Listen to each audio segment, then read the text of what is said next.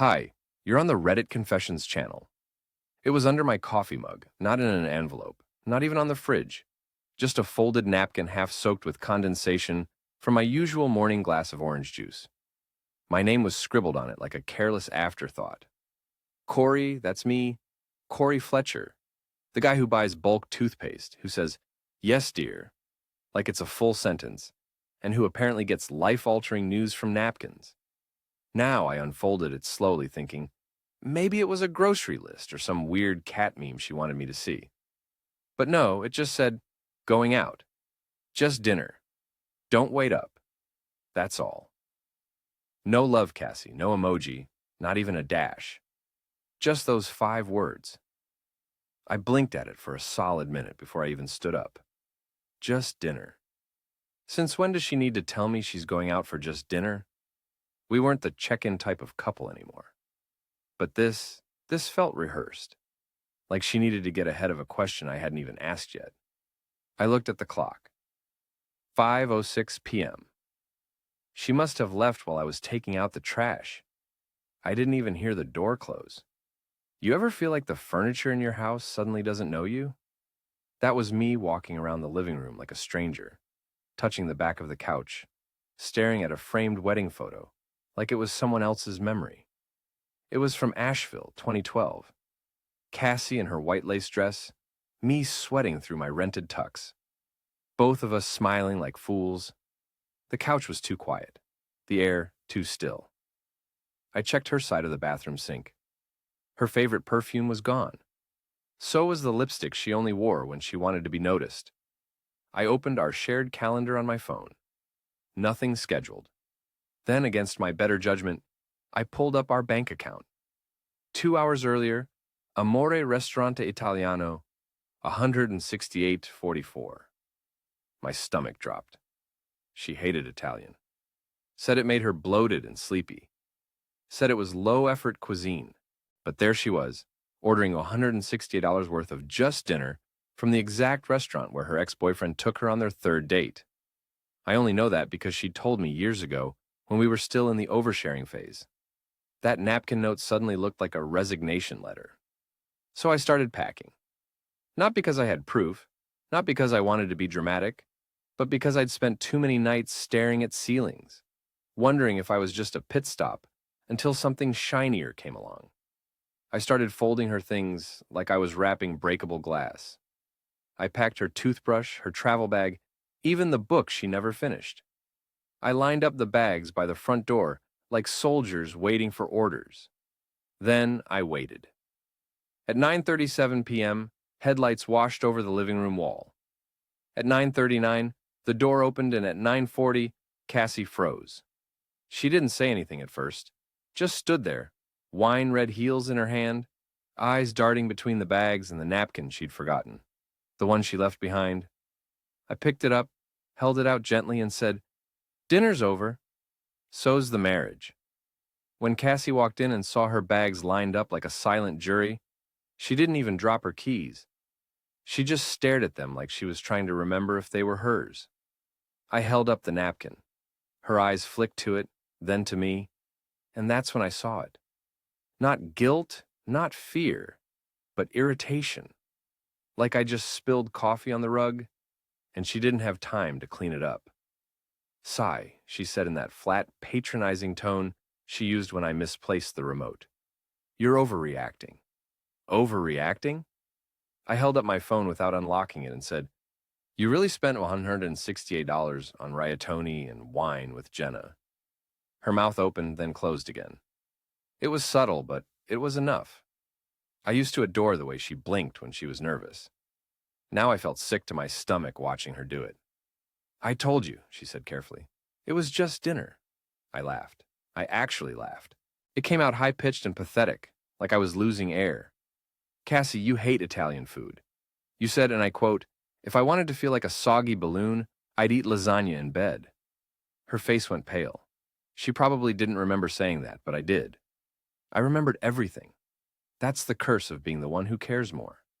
You store every tiny detail in your head, like a fragile archive. And when it all falls apart, it's your mind that gets buried in the wreckage. She didn't respond.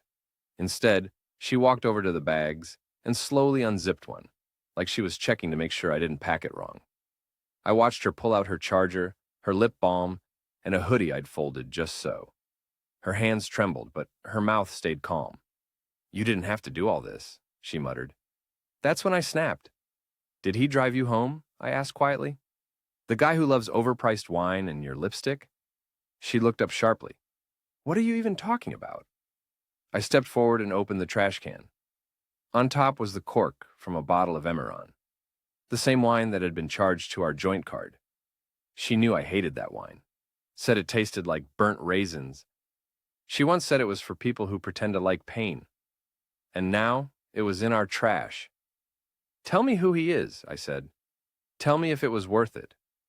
Wrecking this, lying to me, using Jenna as an alibi when she moved to Oregon 6 months ago. Cassie's silence wasn't cruel. It was careful. That's what made it worse. "I didn't cheat," she finally said. "I just needed something that wasn't this." I stood there, frozen. "This?" I repeated, gesturing at our home. "This is me. You're talking about me." She didn't apologize. She didn't explain. She just picked up her bags one by one, like someone retrieving their coat from a restaurant they never wanted to be in. And then, without a word, she walked out. I didn't follow. I just sat down in the chair by the door, the one she used to curl up in with a book she never finished, and stared at the space she left behind. I thought I was angry. I thought I'd scream or punch a wall. But all I felt was small, like I had been edited out of my own life without even getting a chance to proofread the final version. And deep down, I knew that wasn't the end. Because the truth, I still didn't know who he was. But I was about to find out. The next morning, I woke up on the floor. Not because I passed out from grief or anything poetic like that. No, just because I fell asleep in the hallway next to the laundry basket. I guess at some point I pulled out one of her sweaters and curled up like a human embarrassment. The house was freezing, empty, and somehow still smelled like her. I told myself I'd take the high road, that I'd move on with dignity. I even wrote a list of things I'd do. Join a gym, change my haircut, maybe try kickboxing or pottery, something dumb and distracting. But by 8:45 a.m., I was already knee-deep in the one thing I knew I shouldn't do, digging through her digital footprints. Her laptop was locked, and I didn't have the password, but her tablet, she never logged out. And Cassie, for all her sharpness, never expected me to look. Honestly, she probably thought I wouldn't even notice she was gone. I opened her browser, and the first thing that hit me was a saved message thread labeled Work Retreat Group Chat. Inside were texts filled with dry office banter, project deadlines, event RSVPs, and buried in the middle, a comment from someone named Nolan. "Looking forward to our next wine debrief?" Same place. My stomach dropped. I clicked on his profile photo. Some guy in sunglasses on a boat holding a cocktail with too much confidence. He had the kind of face people swipe right on. Athletic, annoying jawline, and probably the kind of laugh that echoes across rooftops during parties I'm never invited to. And of course, I'd never heard her mention him once. I scrolled further. Her replies were short, but not cold. "You picked the bottle this time," winking face. "Still laughing about that cab driver, LOL." There was no direct mention of what they did. Nothing incriminating, but sometimes the worst betrayals don't need explicit words. You can feel the shift in tone, the warmth reserved for someone who hasn't seen you cry over a broken washing machine at 2 a.m. I kept scrolling, heart pounding. That's when I found the photos. They weren't obvious, just two, actually. One was a selfie she took in the mirror of a bathroom I didn't recognize. Same dress she wore the night of just dinner. The second was him, Nolan, sitting on our couch. My couch, legs crossed, drink in hand, TV remote on his thigh. I zoomed in. The timestamp said 2 weeks ago. She brought him here into our home while I was at my sister's house fixing her dishwasher. I sat back, tablet shaking in my hands. This wasn't just betrayal. It was invasion. My space, my safety, my everything. Used like a hotel room in a city I no longer recognized. I didn't yell, didn't cry. Instead, I did the most humiliating thing I've ever done. I called her. It rang twice, then went to voicemail. I didn't leave a message. I stood up, went to the living room, and looked at the couch. The dent from where he sat was still visible. I threw the entire cushion into the trash. Then, I grabbed the other one and did the same. I knew it was irrational, but I needed to erase him somehow. My hands were shaking so hard I dropped one on the driveway. That night, I couldn't sleep. Every creak in the house made me wonder if she'd use that silence to giggle with him. I imagined their hands brushing over my books, their laughter bouncing off the same walls I used to whisper, "I love you," into. And for the first time, I felt like a guest in my own life. But I wasn't done. Not yet. Because the next day, I made a decision, one that would drag every hidden thing into the light. And if she wanted to play cold, I could go colder. I wish I could say I confronted him like a man. Like I tracked him down, looked him in the eyes, and demanded answers. But no, that would have required courage, something I didn't have that week. Instead, I learned who he really was, through the most humiliating way possible. A voicemail not meant for me. It happened late the next evening. I'd been ignoring calls all day, mostly her parents, probably trying to stay neutral. The silence felt safer than explanations. I was halfway through a cold burrito and a miserable bottle of beer when I saw the missed call. Cassie's number. No message at first, but a minute later, a second notification popped up. One new voicemail. I put the phone on speaker, arms crossed like I needed a shield. At first, I heard nothing. Just the faint rustling of movement. Some background noise, like a restaurant. Then the voice.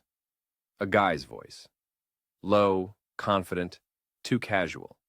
Tell him tonight. Seriously, he'll figure it out anyway. Might as well let him go with some dignity. And hey, if he gets dramatic, I'll swing by after. Just text me the emoji again. You know the one. That was it. Click. No name, no formalities, just instructions. Instructions about me. It took me a full minute to realize I'd been holding my breath. I replayed it again and again. I knew what emoji he meant. The stupid lock emoji she'd sent me once when we were dating as a joke, saying I had the key to her heart. She used that with him now. The realization came slow and cruel. This man, this Nolan, had plans involving my marriage and my house, on my time, and they laughed about it like it was an inside joke. I stared at my reflection in the TV screen, saw how hollow I looked. Then I opened my messages and typed one sentence to Cassie. "You left the lock open." I hit send, then turned off my phone. I didn't sleep. I walked the neighborhood for hours instead, like some ghost with a hoodie. Everything I passed, the diner where we had our second anniversary, the tiny bookstore she loved, even the traffic lights reminded me I'd built a life around someone who had mentally checked out months ago. By sunrise, I was done feeling sorry for myself. I logged into our shared cloud account. She didn't think I'd remember the login, but I did. Found our shared folder, ironically titled US. Inside were photos, receipts, even a video I forgot we'd made on our trip to Santa Fe. But what I wasn't expecting was a folder marked Temp. I opened it. Only 2 files. One was a photo of Nolan, the same boat picture I'd seen in the group chat, but zoomed in clearer. The second, a screenshot of an Airbnb confirmation, a cabin in the mountains reserved under her name. 2 guests, check-in date next week. So, she wasn't just ending our marriage, she was already starting the next one. I didn't cry. Not then. Instead, I packed another bag. Not for her this time, but for me. I needed distance, perspective. Or maybe I just needed to scream into a canyon and hope it echoed back something other than shame. But right before I left the house, something stopped me. I remembered the voicemail, his voice, that smugness. And I knew then I couldn't just leave. This wasn't over yet. I didn't sleep that night either. I stayed up with the lights on, obsessing over that voicemail, over his face in my house, over the emoji Cassie once reserved just for me. Somewhere between rage and pathetic heartbreak, I made up my mind. I needed to remind him who I was. Not the guy with the crumbling marriage, not the ghost she left behind. Just the husband, the one who had been erased without consent. So, I found his number. It wasn't hard. I searched it from her cloud backups. He texted her once using a Starbucks receipt as a joke. The idiot didn't think I'd scroll through her screenshots folder. I saved his number, stared at it for half an hour, and typed out one sentence. "You'll never sit on that couch again." I didn't sign my name. I didn't need to. He'd know. I hit send. 5 minutes later, he replied, "Tell her that she's the one who invited me over while you were too busy fixing sinks." I read that message 6 times. My hands shook. My throat tightened. It wasn't just a shot at me. It was a deliberate reminder that she had brought him into my space while I was busy doing normal, boring things. Things like trying to hold our stupid life together. He knew exactly what to say to slice me open, and it worked. I didn't respond. I couldn't. Instead, I sat there with my phone face down as if it were infected. I felt like throwing it or maybe throwing myself out of the situation entirely. But then another message came in. "Want to talk man to man? You clearly need it." That sentence did something to me. I wasn't sure if it was mockery or pity, and both made me feel worse. I wasn't ready for civility. I didn't want to bro chat. I wanted to scream at someone until my throat gave out. Instead, I opened my email and forwarded everything.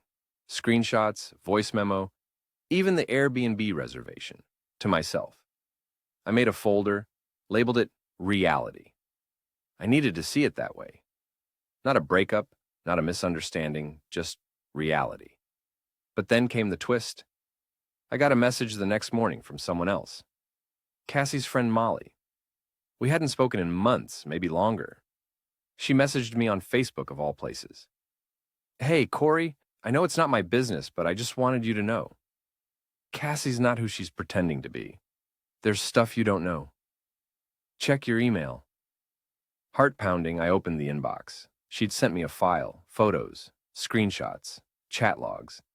And the first one I opened nearly made me drop the laptop. Cassie at dinner, not with Nolan, with someone else entirely. A third man holding hands, leaning in. Same restaurant, same wine. This wasn't just one betrayal. This was a pattern, a whole web of lies. And Nolan wasn't the only one.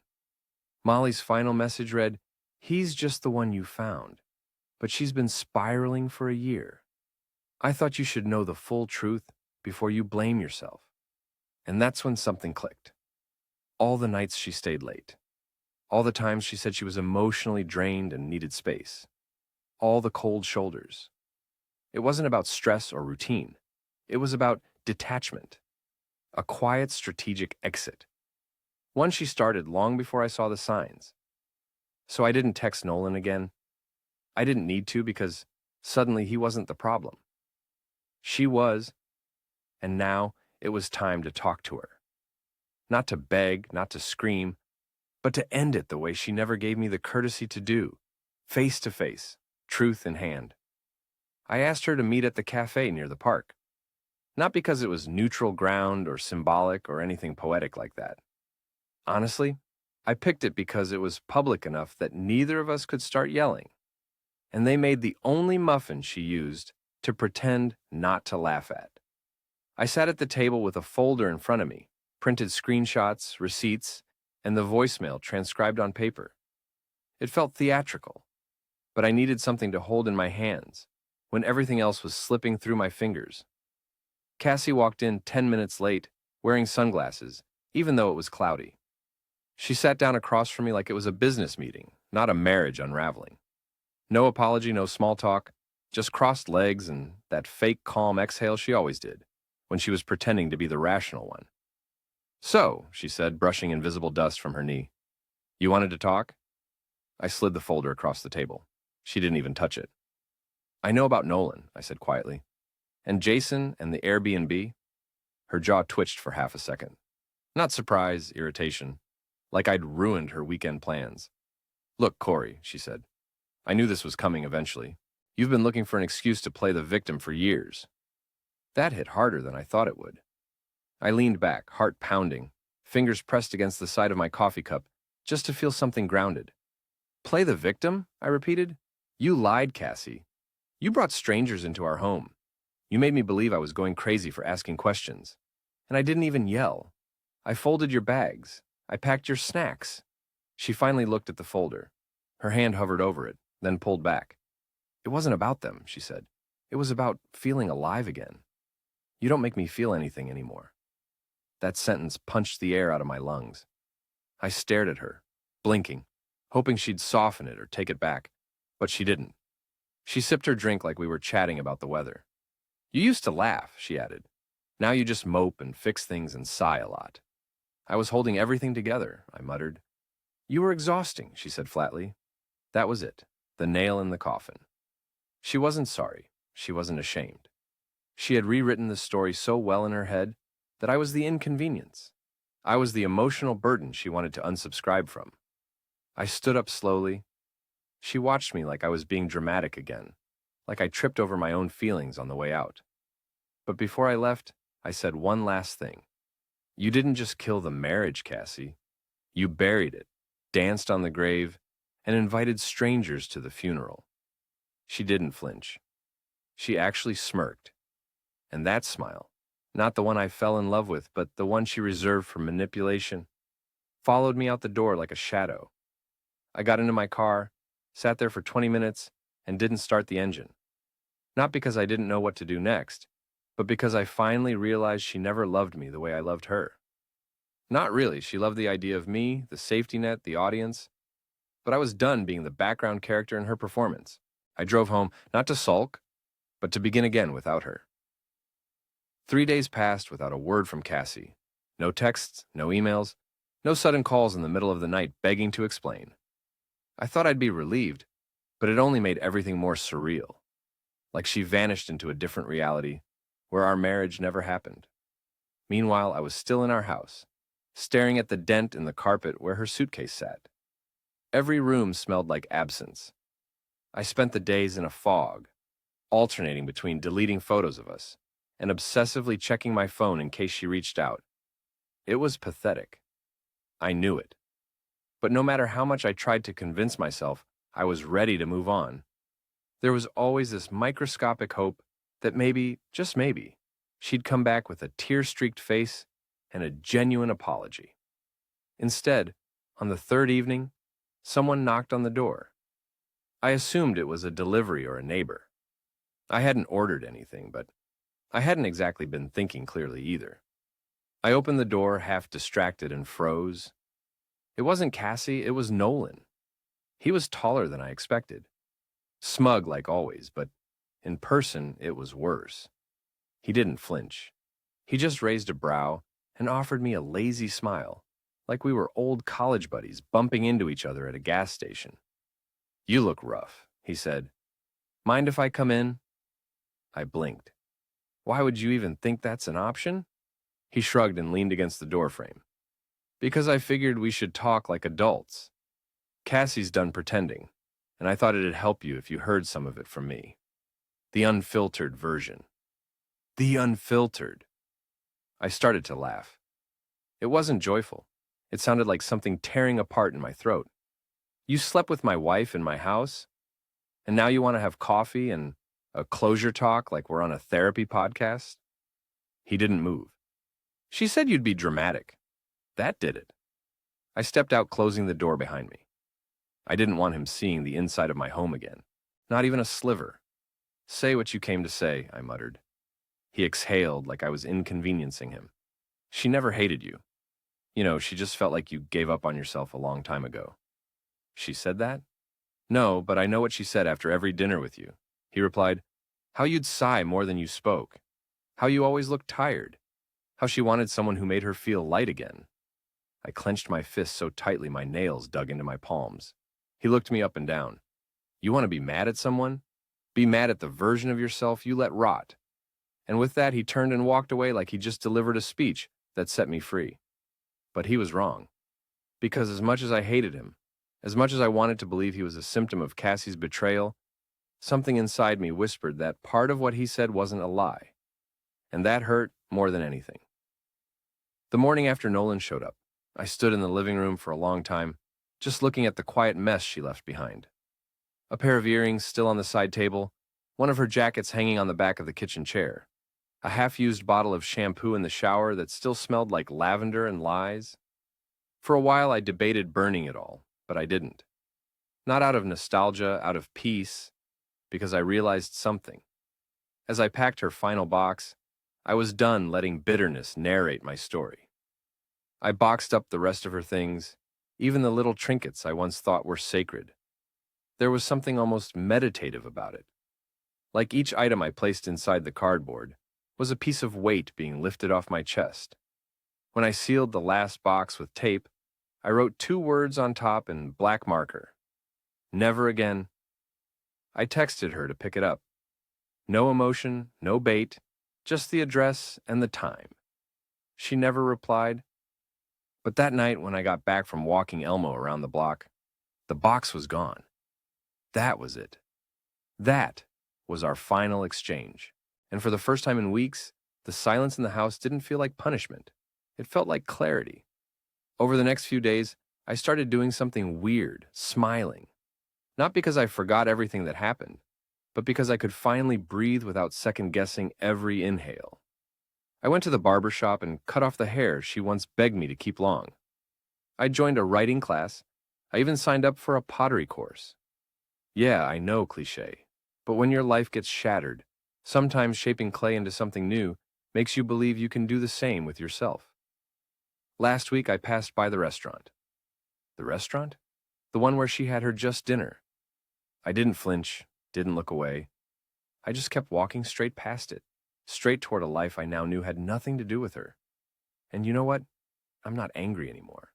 I'm grateful because sometimes it takes losing someone to realize how much of yourself you had abandoned just to keep them. So, to anyone watching this right now, if someone makes you feel small, forgotten, or like a backup plan in your own life, pack the box, close the door, and start walking forward.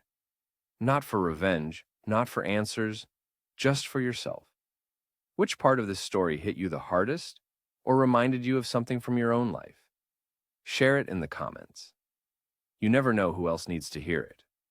You've been watching Reddit Confessions. Thanks for following this journey. And remember, every ending is just a new beginning waiting to be written.